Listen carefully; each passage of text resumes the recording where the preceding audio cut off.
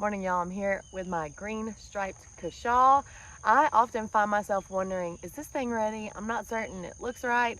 A friend shared a tip with me and I want to share it with you, so let's check it out. I planted one green striped Cushaw right there. It's run all the way over there, all the way out into my yard here, all the way over here, hence why I have not mowed. I didn't want to tear it up.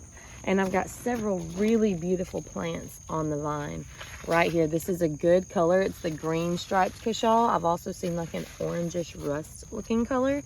And her tip was to look for the tendril closest to the plant to turn brown. And as you can see right here, here's our plant. Here we've got some little tendrils. They're brown, they're shriveling up, and actually there's 3 of them. This is ready to pick. That one is a-okay. Let's move right over here. We've got another green striped Cushaw here. You can tell it's noticeably lighter than this one. This one's a much darker color. This one doesn't quite have as much color. And the tendrils closest to this one are here, and they are still very, very green. On this one here, I was just looking at this monster. This one is very, very green.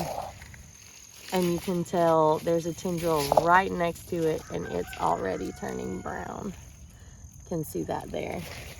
I've got another pretty large one on this side.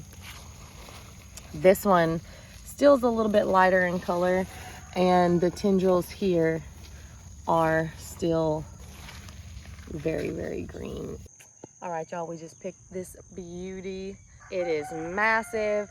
What do you do with it? So the green striped Cushaw is also known as the sweet potato pumpkin. So this thing is delicious. I've heard that you can use it as a sweet potato pie replacement, sweet potato pie. You can roast it. You can make soups with it. I've even heard that you can make pudding out of it, which is really, really cool. I am gonna be slicing this up, roasting it, and serving it as a side, but I really, really want to try it as a pie because I love sweet potato pie. I really, really hope you try the green striped Cushaw. I knock on some type of wood around me.